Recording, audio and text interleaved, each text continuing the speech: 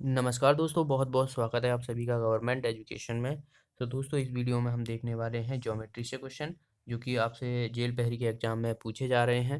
Okay, तो इसी तरीके से क्वेश्चन पूछे जा रहे हैं। तो चलिए हम सॉल्व करते हैं। देखिए, फर्स्ट क्वेश्चन की तरफ बढ़ते हैं। तो पहला क्वेश्चन यहाँ पर ए बी सी, त्रिभुज ए बी सी सिमिलर है त्रिभुज डी ई डी एफ के, और एरिया ए बी सी और एरिया डी एफ का जो है वो रेशियो दिया हुआ है हमें 4:9। यदि जो है वो ए बी बराबर 6 सेंटीमीटर, बी सी बराबर 8 सेंटीमीटर और ए सी बराबर 10 सेंटीमीटर दिया हुआ है, तो डी एफ का मान क्या होगा, ये पूछा है।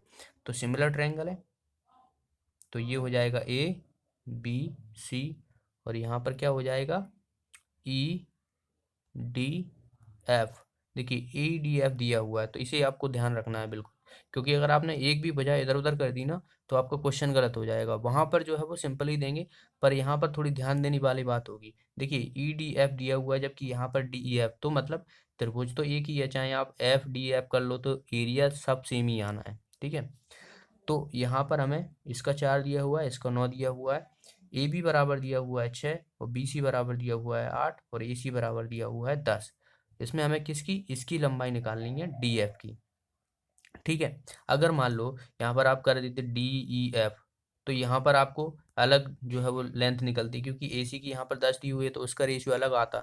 तो ये चीज़ें ध्यान रखना है आपको। वैसे तो एग्जाम में सिंपल ही क्वेश्चन आ रहा है, सीधा सीधा डायरेक्ट, लेकिन अगर आपको कहीं यहाँ पर थोड़े ने कन्फ्यूजन कर दिए, इधर उधर लेटर कर दिए, तो आपका क्वेश्चन भी गलत हो सकता है। तो ये चीज़ें यहाँ पर देखने को नहीं मिली आपको, तो ध्यान रखना इस चीज़ को।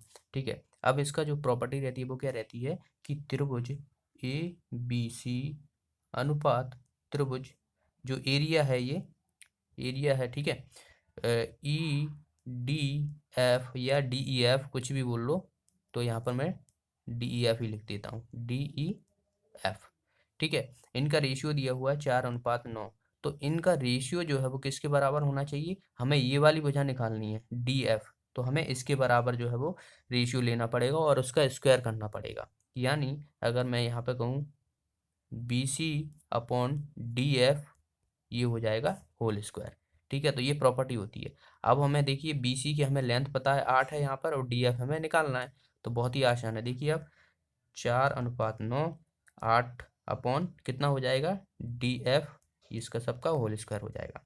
ठीक है, अब इसको देखते हैं इधर से। इधर आप क्या करोगे, इधर रूट ले लोगे, इसको हटा दोगे स्क्वायर को, तो 2:3, तो ये हो जाएगा 4:डी एफ। तो यहाँ से देखिए कितनी बार चला जाएगा, 2 बार, तो डी एफ इजिकल टू कितना आ जाएगा, 6 आ जाएगा। ठीक है, अच्छा ये 8 था, 4 नहीं था, 8 था, तो 4 आ जाएगा, यानी ये हो जाएगा 12। तो डी एफ की वैल्यू यहाँ से कितनी निकली हमारी, 12 निकली। अब मैं कुछ एक्स्ट्रा चीज़ें बताता हूँ। तो ये तो हो गया हमारा क्वेश्चन। अब आपको कुछ चीज़ें बताऊंगा। अगर आपको सिमिलर ट्रायंगल दिए हुए हैं, तो आपको क्या करना है, त्रिभुज ए बी सी अपॉन त्रिभुज डी ई एफ बराबर A B upon D E, इसका होल स्क्वायर होगा, बराबर B C upon E F whole square, बराबर A C upon D F whole square. ठीक है, तो ये प्रॉपर्टी होती है, ये कब होगी, जब ए बी सी और डी ई एफ ये कौन से सिमिलर ट्रायंगल दिए होंगे, तभी आपको प्रॉपर्टी लगानी है। अब इसमें से आपको कोई भी भुजा दी हो, मान लो ये दी है, ये निकालने को कहा जाए, इन दोनों का एरियो दिया हुआ है, तो आप ये लगा सकते हो, या लो इनमें से दोनों में से एक दी होगी, या इनमें से आपको कहा जाए कि दो भुजाएं दी हुई हैं, तो आपको एरिया निकालने को कहा जा सकता है। ठीक है, तो ऐसे करके जो है वो क्वेश्चन पूछे जा रहे हैं। वहीं अगर बात करूं तो एक और होती है, जैसे कि आपको मीडियन दिए हुए माध्यिका दी हुई है, मान लो ये और ये A B C D E F और जी। देखिए ए, और इसको मान लेता हूँ मैं एक्स, इसका मान लेता हूँ वाई, तो ये माध्यिका दी हुई है ए एक्स और ये दी हुई है ए वाई।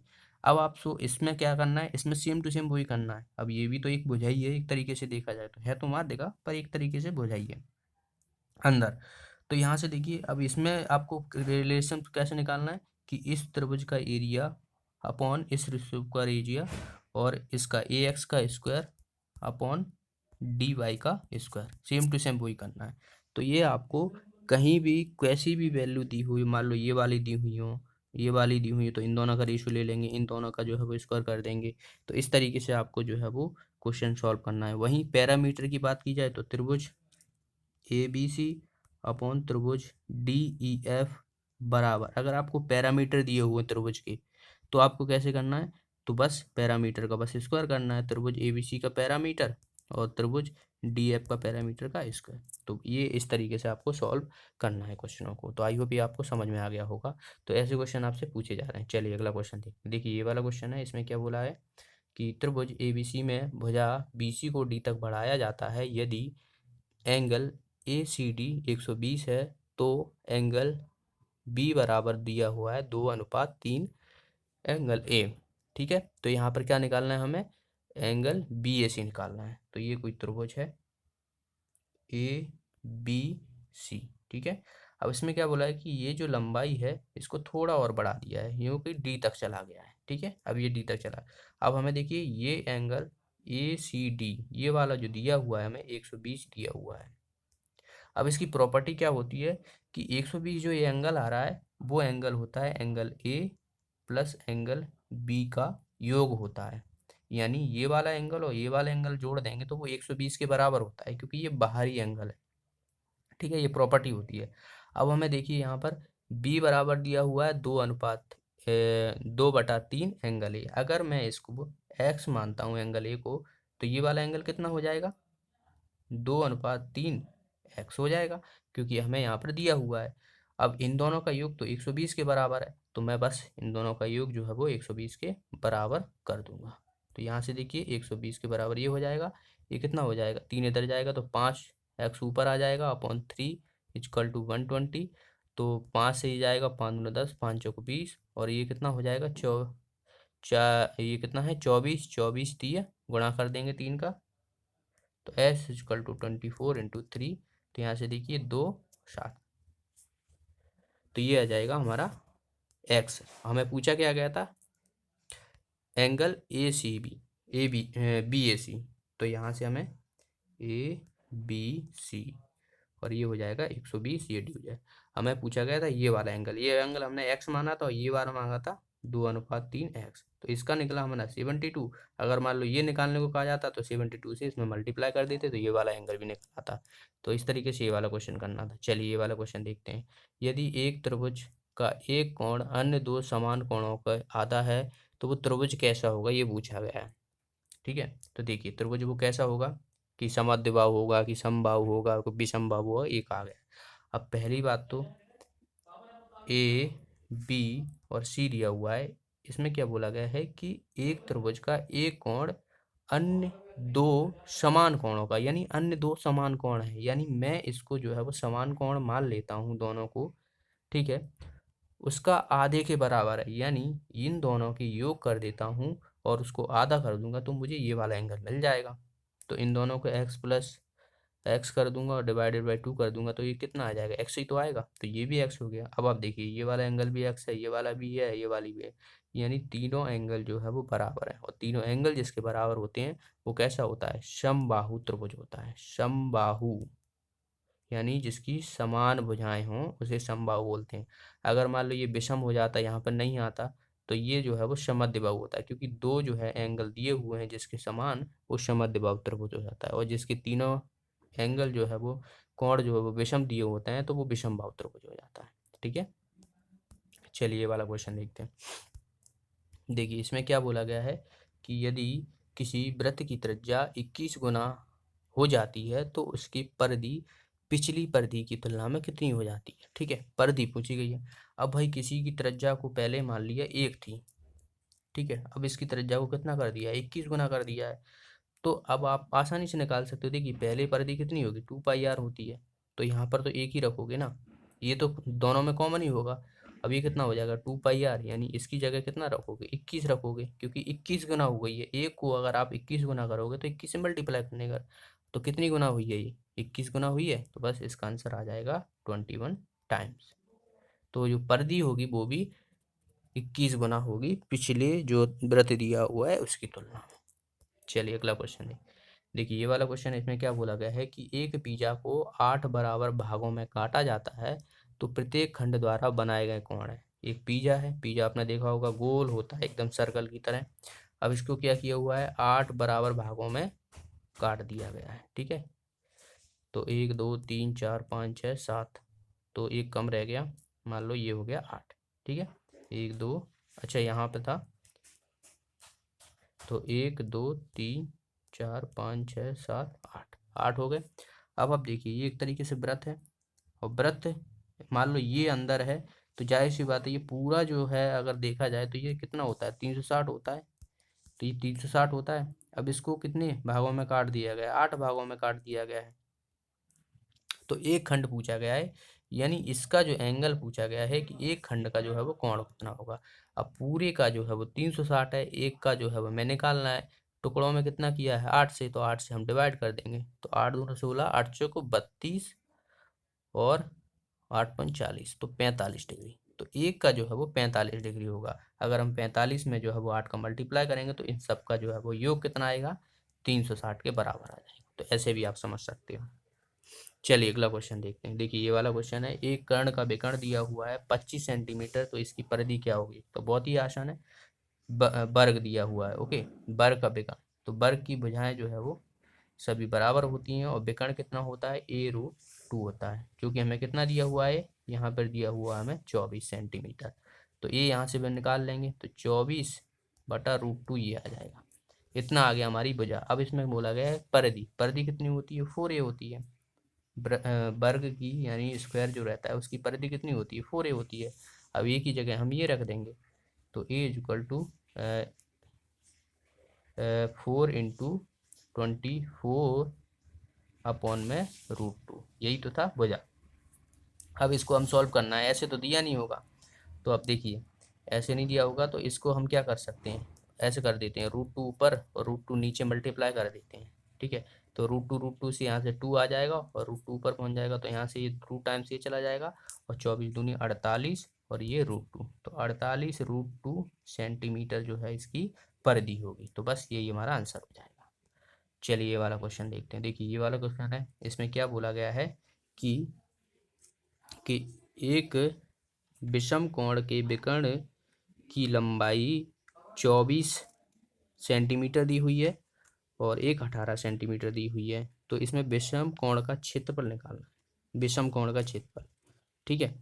देखिए विषम कोण का क्षेत्रफल निकालना है, यहाँ पर हमें विकर्ण दिए हुए हैं, याद रखना है आपको, विकर्ण दिए हुए हैं, तो ये थोड़ी ध्यान देने वाली बात यहाँ है।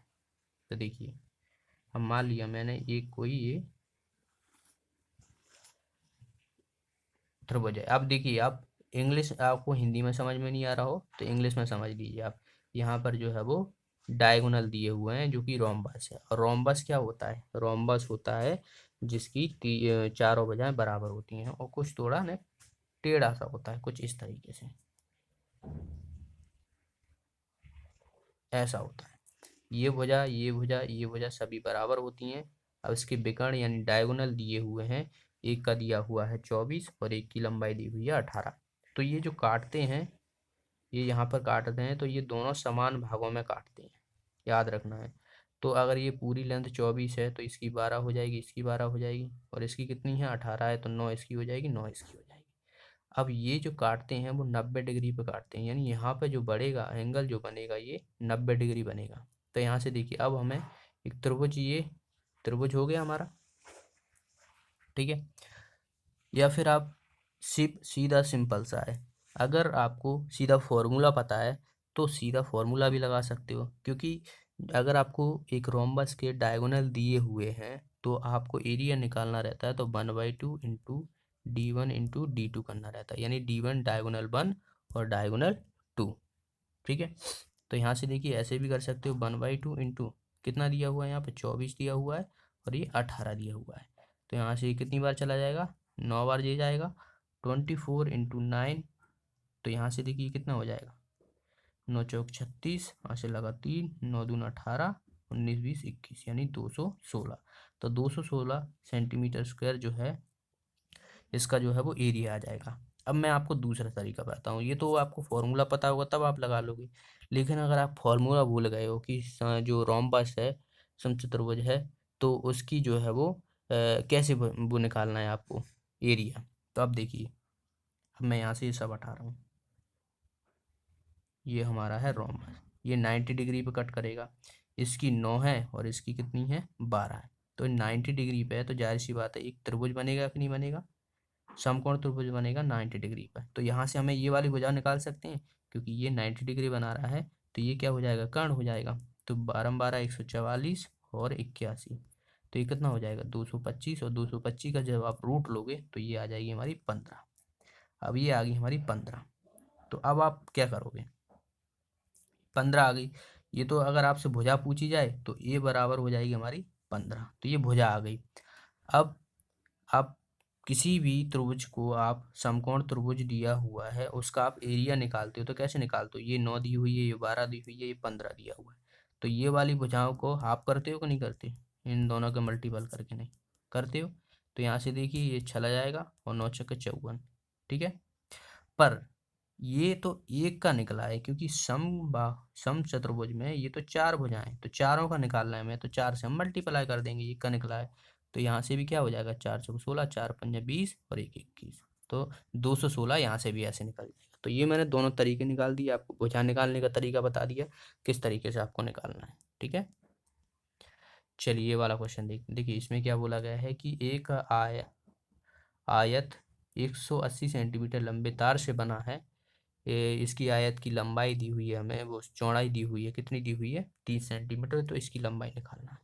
तो बहुत ही आसान है, आयत तार है पूरा, तो तार की लंबाई दी हुई होगी, तो जाहिर सी बात है ये तीर पूरा जो है वो क्या है, परिधि है एक तरीके से आयत की, तो परिधि क्या होती है, पैरामीटर 2 × L + B = 180 के बराबर कर देंगे। हमें एक विड्थ दी हुई है 30, तो यहाँ पे मैं b की जगह 30 रख दूंगा, तो ये कितना हो जाएगा 2L + 60 बराबर 180, तो यहाँ से 60 जो है वो 180 में से जाएंगे तो कितना बचेगा 120, तो L = कितना आ जाएगा यहाँ से 2L = 180, तो L = आ जाएगा ये 120 था, 120 था, 180 में से 20 गया था तो 60, तो ये आ जाएगा हमारा 60, तो 60 जो है वो इसका आंसर आ जाएगा। ओके, चलिए ये वाला क्वेश्चन देखते हैं, बहुत ही अच्छा क्वेश्चन है, देखिए समझने की कोशिश कीजिएगा। 4 समान आकार की अधिकतम गोलाकार प्लेट को 784 सेंटीमीटर स्क्वायर क्षेत्रफल को एक वर्गाकार शीट से काटे जाते हैं, तो उस प्लेट का तो प्रत्येक प्लेट की परिधि निकालनी है कि कितनी होगी परिधि। एक कोई ये आया था, इसमें से क्या किया है 4 प्लेटें काट दी गई हैं ऐसे करके, नहीं समान आकार की, ठीक है। अब अब आपको पता है कि समान आकार की कटी है, तो जाहिर सी बात है वो स्क्वायर स्क्वायर जैसा बिहेव करेगा, स्क्वायर जैसा बिहेव करेगा कि नहीं करेगा, क्योंकि एक स्क्वायर है तो यहाँ से कटेगी, यहाँ से कटेगी, यहाँ से कटेगी और यहाँ से कटेगी, ठीक है। अब हमें इसका एरिया दिया हुआ है 784, क्षेत्रफल दिया हुआ है ये इस पूरे का, तो हम यहाँ से भुजा निकाल सकते हैं, तो a² बराबर 784, तो a की वैल्यू कितनी आ जाएगी यहाँ से 784, तो ये होता है 2 और 8 28 का जो है ये स्क्वायर होता है, तो यहाँ से a = आ जाएगा 28, ठीक है। अब हमें भुजा पता पड़ गई, अब आप देखिए यहाँ से भुजा पता पड़ गई हमें कि इसकी जो लंबाई है वो 28 है। अब मैं इसको 4 भागों में डिवाइड कर रहा हूँ, ठीक है। एक प्लेट यहाँ से बनी, एक यहाँ से बनी, और एक यहाँ से बनी, और एक यहाँ से बनी। अब आपको प्रत्येक प्लेट की परिधि जो है वो निकालनी है, यानी एक प्लेट की परिधि पूछी गई है कि कितनी होगी।